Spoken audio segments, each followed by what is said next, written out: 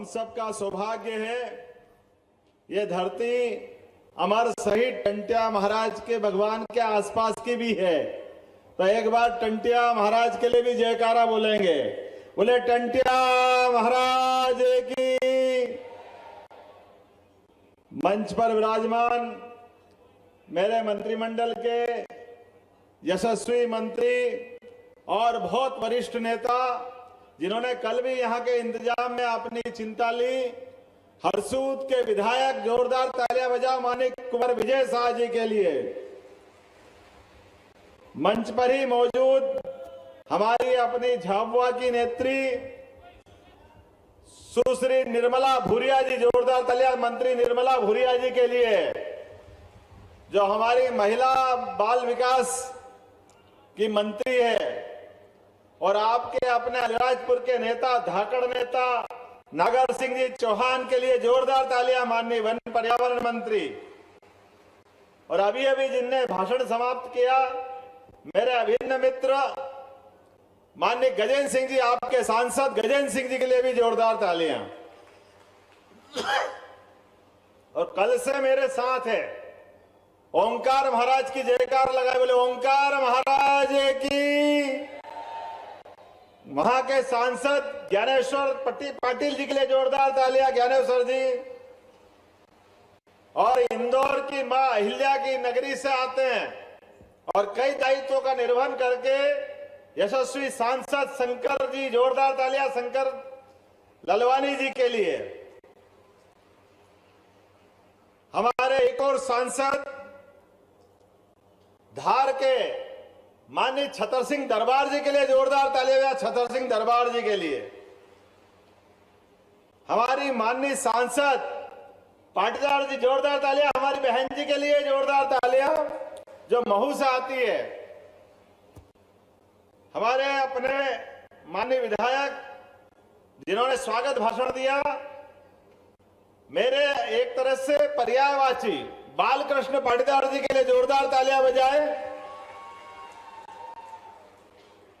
मित्र बड़वा के विधायक सचिन बिड़ला जी, जोरदार तालियां सचिन बिड़ला जी के लिए। श्रीमती छाया मोरे जी के लिए जोरदार तालियां। श्रीमती मंजू राजेंद्र दादू नेपानगर विधायक है कि नहीं, नेपानगर विधायक जी।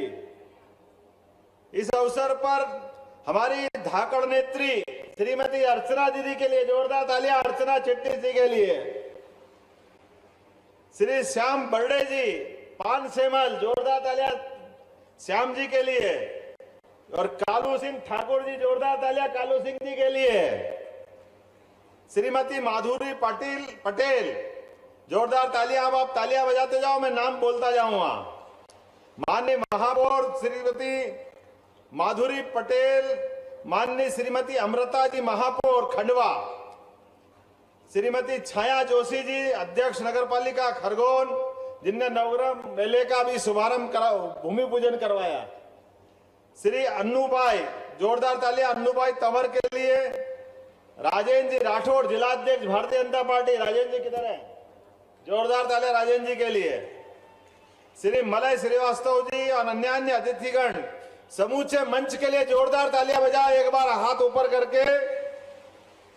और मैं सबसे पहले दो हाथ जोड़ के आपको प्रणाम करता हूं, नमस्कार करता हूं। इस खरगोन के सहित पूरे इंदौर का हमारा कुशल नेतृत्व आपके यहाँ इस मंच के समक्ष अलग अलग प्रकार की भूमिका में, लेकिन सबके मन में एक संकल्प है कि हमारे अपने यशस्वी प्रधानमंत्री के सपने के भारत को साकार करने के लिए जान की बाजी भी लगाना पड़े तो पीछे नहीं हटे, ऐसे यशस्वी प्रधानमंत्री के नेतृत्व में आगे बढ़ने वाली दुनिया की सबसे बड़ी पार्टी भारतीय जनता पार्टी के उस अनमोल नेतृत्व ने जो मौका दिया है, वो 21वीं शताब्दी का भारत जिसके अंदर अपार क्षमता छिपी हुई है। और भारत, हम जानते, एक बड़ा अच्छा कोटेशन आया था कि मोदी के मन में एमपी और एमपी के मन में, मेरे को सुनाया नहीं, जोर से बोलो, एमपी के मन में।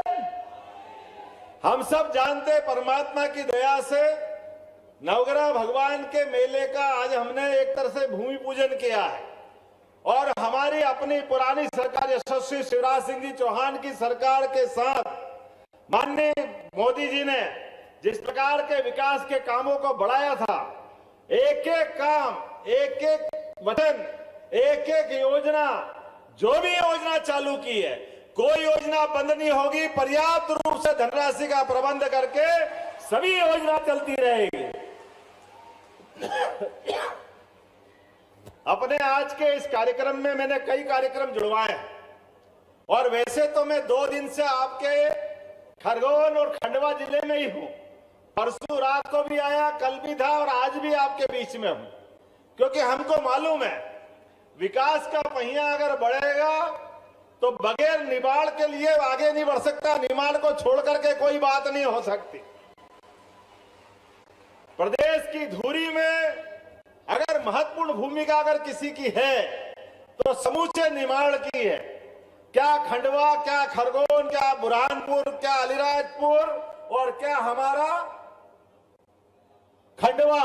और मैं उम्मीद कर रहा हूं कि आज तो जिस प्रकार का ये माहौल बना है, वाकई आपने अपने सारे परिश्रम से भारतीय जनता पार्टी ने जो प्रचंड बहुमत की सरकार बनाई है, आपने प्रचंड प्रेम का आज प्रकटीकरण करा है। पूरा पांडाल और पूरा स्वागत समारोह, वाकई में एक बार आपको फिर दोनों हाथ जोड़ के प्रणाम करता हूं। कोई किसी सामान्य परिवार के व्यक्ति के प्रति लोकतंत्र के लिए ये बहुत बड़ी बात है। ये आज का हमारा दौर कई मायनों में अलग है, कई मायनों में हमको सबको सीखने और सिखाने वाला है। आजादी का वो कठिन दौर, जिस कठिन दौर के बाद लोकतंत्र की लड़ाई प्रारंभ हुई थी और लोकतंत्र की लड़ाई में आपके टंटिया मामा सहित 1857 के बाद अंग्रेजों की प्रखर चुनौती के सामने कई क्रांतिकारियों ने अपना बलिदान दिया। कई क्रांतिकारियों ने अपने खून की होली खेल करके इस लोकतंत्र की पुनर्स्थापना के लिए प्रयास किया। इसी लोकतंत्र के लिए इसी झाबुआ जिले के पुराने जिले और आज वर्तमान के अलीराजपुर से चंद्रशेखर आजाद अपने पढ़ाई करने गए थे बनारस में, लेकिन देश की आजादी के लिए उनने संकल्प किया है, मैं आजाद रहा हूं, आजाद ही रहूंगा, लेकिन भारत माता को भी आजादी के मार्ग में अपने आप का बलिदान करके इस देश की आजादी के लिए मार्ग प्रशस्त किया है। कौन भूल सकता है चंद्रशेखर आजाद को? कौन भूल सकता है भगत सिंह को? कौन भूल सकता है तमाम वो क्रांतिकारियों को जिन्होंने देश की आजादी के लिए अपना सर्वस्व अर्पित किया। लेकिन दुर्भाग्य की बात है, देश की आजादी तो मिली, लेकिन आजादी के बाद कांग्रेस के लोगों ने केवल एक परिवार के हाथ में सत्ता पकड़ा दी, जिन्होंने सबको भुलाने का प्रयास किया है। उन्होंने कहीं किसी की गुंजाइश नहीं दी। कोई गरीब का बेटा कैसे कोई मुख्यमंत्री बन सकता है? ये कांग्रेस ने सारे दरवाजे बंद कर दिए। उन्होंने दरवाजे खोले किनके लिए? राजा महाराजाओं के लिए। उन्हें दरवाजे खोले किनके लिए? धनी और संपन्न लोगों के लिए। लेकिन आज हमारी अपनी पार्टी में पहले प्रधानमंत्री यशस्वी लालकृष्ण आडवाणी के नेतृत्व में अटल बिहारी वाजपेयी ने प्रधानमंत्री बनकर के अपने बीच में से गरीब परिवार का व्यक्ति देश का प्रधानमंत्री बन सकता है, ये भाजपा ने सौगात दी थी। जोरदार तालियां बजाओ हमारे अपने यशस्वी प्रधानमंत्री स्वर्गीय भारत रत्न अटल बिहारी वाजपेयी के लिए।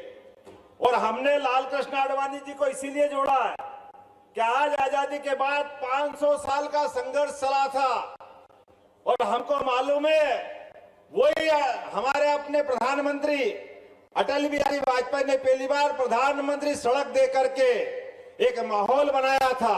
जोरदार तालियां बजाओ प्रधानमंत्री अटल बिहारी वाजपेयी के लिए, जिनके माध्यम से प्रधानमंत्री सड़क की सौगात हमको मिली थी।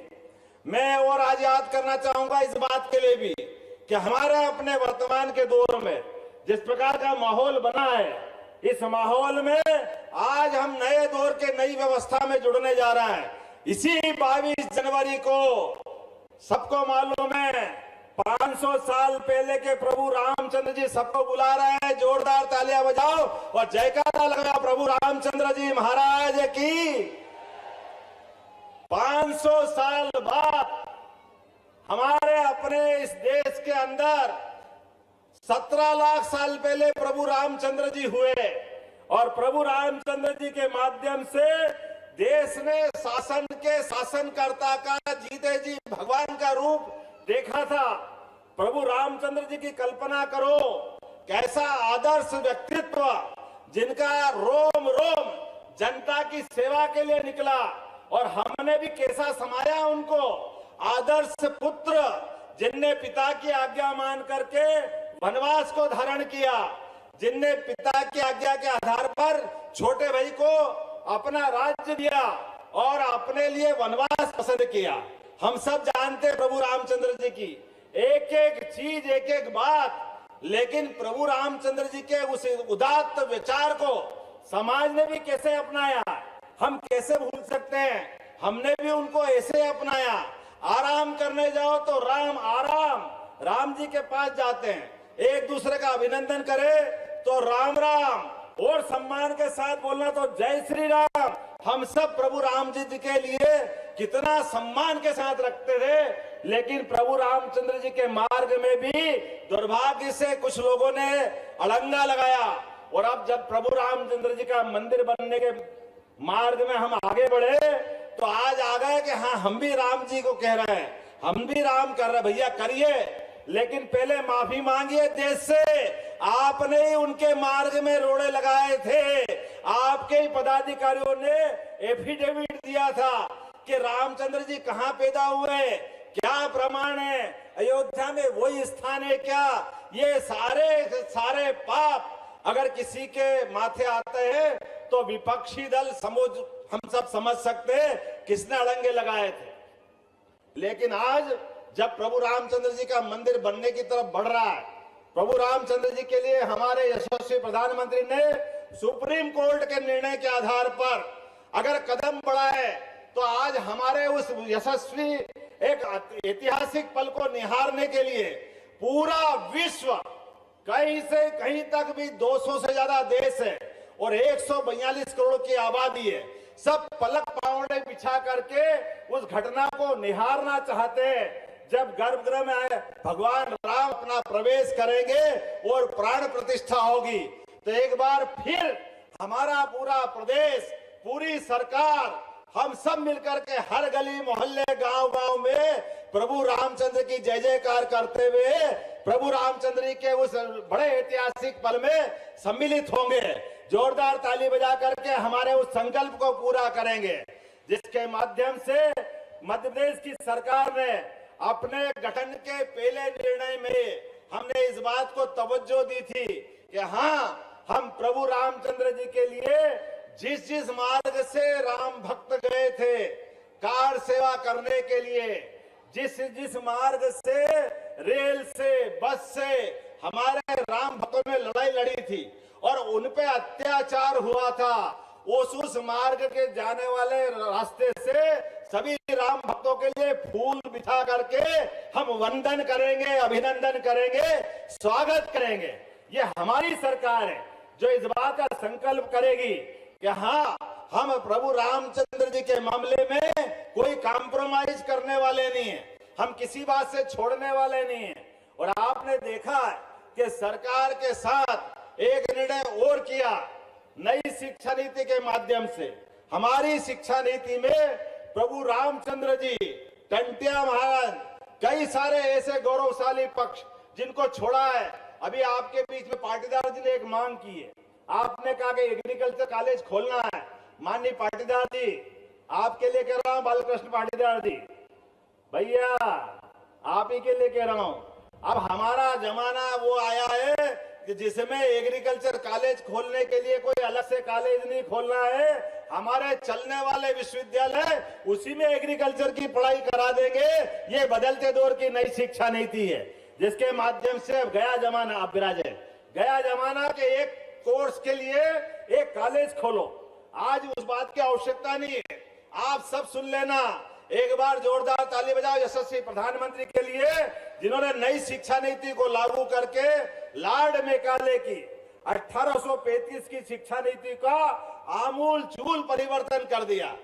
अब हमारे यहाँ कॉलेज में जाओ, स्कूल में जाओ और पढ़ने की नई शिक्षा नीति पूरी लागू हो जाएगी तो वो हमारे जीवन में उत्कर्ष देने वाली होगी, वो जीवन को बदलने वाली होगी। वो गया जमाना कि कागज की डिग्री लेकर के हम बेरोजगार की फौज बढ़ाते थे, अब इसकी आवश्यकता नहीं रहने वाली। आज के जमाने में अब जो बच्चा पढ़ के निकलेगा उसके अपनी क्षमता योग्यता के हिसाब से उसको उस दिशा में आगे बढ़ने का मौका मिलेगा। आज के इस अवसर पर आपकी जानकारी के लिए बता दूं, आने वाले समय में हमारे प्रत्येक कॉलेज से, प्रत्येक स्कूल से बच्चों के लिए सर्वांगीण विकास के दरवाजे खोले जाएंगे। इसलिए सभी जिलों में एक एक कॉलेज जो सभी कोर्स लेके चलेगा, एक्सीलेंस कॉलेज का निर्णय भी हमने पहली कैबिनेट में किया है। वो खरगोन सहित हर जिले में एक एक कॉलेज खोला जाएगा जिसमें सारे के सारे कोर्स आपको मिलेंगे। हमारे बच्चे जिस कॉलेज में पढ़ने जाए वो अपने स्वाभिमान के साथ जीवन जीना चाहिए कि नहीं जीना चाहिए, उनकी जिंदगी में उजाला आना चाहिए कि नहीं आना चाहिए, उनके जीवन में ये केवल कागज की डिग्री का महत्व हो ये किसने सिखाया, ये सारी व्यवस्था बदलेंगे। अरे और कुछ नहीं तो अपनी खेती बाड़ी में करने वाला गांव का बच्चा भी अगर पढ़ के जाए तो उसकी पढ़ाई उसके जीवन में काम आना चाहिए। लेकिन दुर्भाग्य के साथ ये छूट रहा था। हमने सारे प्रयास किए कि वो सारे प्रबंधन हम करेंगे। आज के इस अवसर पर मैं आपके बीच में इस बात को भी कहना चाह रहा हूं, आज अपने यहाँ इसी संभाग में हमने विकेंद्रीकृत व्यवस्था के आधार पर पूरे संभाग के सभी सांसद, विधायक सबको बुलाया है और हमने कहा कि शासन की योजनाओं का समीक्षा भी संभाग लेवल पे करेंगे और संभाग से जिला और जिले से विधानसभा तक प्रत्येक योजना के प्रत्येक निर्णय का पालन नीचे करने की प्रबंधन हमने किया है। इसके लिए एसीएस, एडीजी हमने सबको जोड़ा है कि आप अपने संभाग के अंदर दक्षता से काम करिए। अभी आपने देखा होगा गुना के अंदर एक यात्री बस में 13 यात्री जल के मर गए। हमने कहा ये हमारी सरकार में बर्दाश्त नहीं किया जाएगा, ऐसे किसी भी घटनाक्रम में कठोर कार्रवाई करके सरकार सभी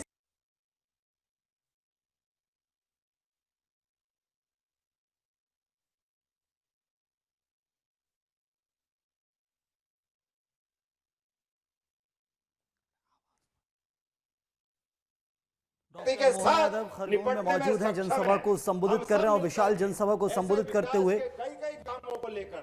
और आपके बीच में तो बाबा महाकाल के महालोक के बाद अब ये सारा निमाड़ इस बात के लिए लालायित है कि हमारा क्या खंडवा, क्या खरगोन, क्या बुरहानपुर, क्या बड़वानी, हमारे सारे के सारे जिले सब विकास के दरकार में धार्मिक पर्यटन को बढ़ाने के लिए भी आगे बढ़ेंगे। मैं आपको मोहन यादव जनसभा को संबोधित कर रहे हैं खरगोन में। एक तरफ जहां चुनावी प्रचार, विकास के लिए इस दिशा में भी ठोस कदम किया जाएगा। जो यहाँ का जनप्रतिनिधि कहेंगे वो सारी की सारी मांगे मान ली जाएगी और हम अपने यहाँ रोजगार के नए अवसर खोलेंगे। आने वाले समय में जैसे ये खंडवा की ट्रेन आपके पास आ रही है, ब्रॉडगेज लाइन, इस ब्रॉडगेज लाइन के माध्यम से मेरी अश्विनी वैष्णव जी से बात हुई। हमने कहा कि ये जो भविष्य में रेलवे ट्रैक उत्तर से दक्षिण को जोड़ने वाला, वर्तमान में अगर खंडवा तक दक्षिण की ट्रेनें आती है, फिर वो इटारसी जाती है, फिर भोपाल जाती है, फिर ग्वालियर जाती है और बाद में दिल्ली पहुंचती है, लगभग 250-300 किलोमीटर का। तो मोहन यादव जहां खरगोन में मौजूद हैं, मालवा निमाड़ के इस खास क्षेत्र के अंदर कई सारी सौगातें भी लोगों को दी गई हैं और यहां जनसभा को संबोधित करते हुए कहा जाए कि चुनावी प्रचार के बाद, मुख्यमंत्री बनने के बाद पहली बड़ी आम सभा को संबोधित कर रहे हैं डॉक्टर मोहन यादव।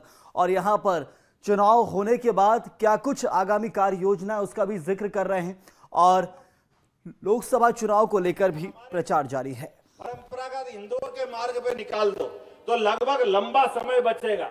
और हमने कहा कि अभी आपने सिंगल ट्रैक बनाया, ये डबल ट्रैक बनाने की मांग उनके सामने रखी है और बहुत जल्दी विचार करके वो उस योजना पे काम करेंगे जिसके माध्यम से एक नया रेल का ट्रैक आपसे जुड़ेगा, जिसके माध्यम से बड़े पैमाने पर विकास की संभावना आएगी। हमारा अपना उज्जैन, इंदौर और अब ये आगे जाने वाला 4 लेन जिसके माध्यम से आने जाने की जो समस्या आती है, ये भेरू घाट, ये तमाम प्रकार के छोटे छोटे रास्ते, खंडवा से लगा के इंदौर तक का पूरा 4 लेन जब बनेगा तो विकास का बड़ा दरवाजा खुलेगा। मेरी अपनी ओर से आज के अवसर पर यहाँ लगभग 182 करोड़ की 45 से ज्यादा निर्माण कार्यों का आज हमने लोकार्पण और भूमि पूजन किया। जोरदार ताली बजा करके पूरे विकास कार्यों का हम यहाँ सौगात दे रहे हैं, जिसके माध्यम से ग्रामीण प्रधानमंत्री सड़क, जन भागीदारी सड़क 167 करोड़ की लागत से 41 विकास कार्यों का लोकार्पण भूमि पूजन भी इसी में जोड़ा गया है। इसी प्रकार से 7 करोड़ 54 लाख की लागत से तालियां बजाते जा नानकोड़ी बैराज और कहरही बैराज का भी लोकार्पण हम कर रहे हैं। मैंने नवग्रह मेले का शुभारंभ की बात कही है, इसके विकास के लिए भी 25 करोड़ रुपए आपके जिले में आ चुके हैं। जोरदार तालियां बजा सरकार के लिए कि एक स्थायी सौगात मिलेगी आपको अपने इस निर्माण कार्य के लिए। और खास बात, मैं आज आपके बीच लंबा भाषण देने तो नहीं आया था, लेकिन आपने जिस प्रकार से अपने इस प्रेम का प्रकटीकरण किया है, मैं आपको आश्वस्त कर सकता हूं, हमारी अपनी यह प्रचंड बहुमत की जीत के बाद आने वाले लोकसभा चुनाव में यशस्वी प्रधानमंत्री, जोरदार ताली बजाए यशस्वी प्रधानमंत्री मोदी जी के लिए, जिनके नेतृत्व में ये सारे के सारे विधानसभा के चुनाव अच्छे कांग्रेस के लोगों के पता नहीं क्या क्या मंसूबे बने हुए थे, कोई खुली आंखों से देखना चाहता ही नहीं था, केवल अपना ही आंकड़ा बना लिया, ऐसे सरकार बन जाएगी, वैसे सरकार बन जाएगी, ये हो जाएगा, वो हो जाएगा। वो भूल गए कि देश के अंदर एक ऐसा नेता है जिसको पूरा विश्व मानता है, नरेंद्र मोदी जी की जनता में क्या आवाज है, ये वो भूल गए थे।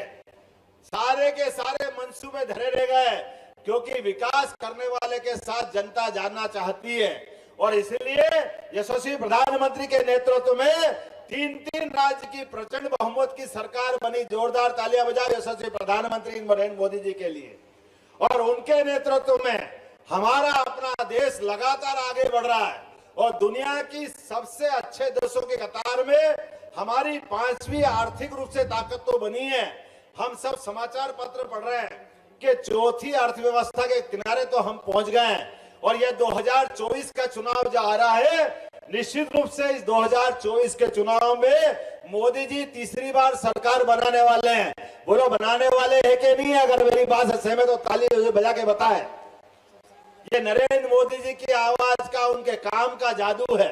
हम सब जानते हैं, हम नरेंद्र मोदी जी के नेतृत्व में फिर एक बार सरकार बनाते हुए भारत में मध्य प्रदेश को भी नंबर 1 राज्य की श्रेणी में ले जाएंगे। जोरदार ताली बजा करके दोनों मुट्ठी बांध करके संकल्प करें मेरे साथ कि हाँ, हम मध्य प्रदेश में निश्चित रूप से मोदी जी के नेतृत्व में अपने मध्य प्रदेश को आगे ले जाना चाहते हैं। तो मंच भी खड़ा हो जाए और आप भी खड़े हो जाए, दोनों मुट्ठी जोर से बांधे और हम सब संकल्प करें, जब तक मध्य प्रदेश को नंबर 1 की स्थिति में ले जाएंगे तब तक चैन की नींद नहीं लेंगे। मेरे साथ सभी बोले जोर से, भारत माता की, भारत माता की, भारत माता की। बहुत बहुत धन्यवाद। भारत माता की जय। बहुत बहुत धन्यवाद। मध्य प्रदेश के यशस्वी मुख्यमंत्री मोहन यादव जहां खरगोन में मौजूद थे, आम जनसभा को संबोधित किया और चुनाव प्रचार के बाद, चुनाव की जीत के बाद, मुख्यमंत्री पद के पदभार ग्रहण के बाद पहली बार जब इतनी बड़ी जनसभा को संबोधित किया है तो खरगोन में, और वो भी नए साल की शुरुआत में 1 जनवरी को ही इस जनसभा को संबोधित किया। और इसी के साथ आगाज हो गया है, समझ लीजिए आप, 2024 लोकसभा चुनाव के प्रचार का। प्रदेश में मोहन यादव की सरकार है और मुख्यमंत्री मोहन यादव ने प्रचार शुरू किया। और आज के इस भाषण में जहां एक तरफ जनता को संबोधित करते हुए कहा कि कोई भी योजना बंद नहीं होगी, जो भी जनहित की योजना पहले से चलती आ रही वो लगातार चलती रहेंगी, और इसी के साथ कई सारे मुद्दों पर अपनी राय रखी। लोकसभा चुनाव में क्या क्या मुद्दे हैं, लोकसभा चुनाव में प्रधानमंत्री मोदी जी को जिताना है, वो सारी बातें जो पहले से बीजेपी प्रचार करते आ रही है उनको भी दोहराया है।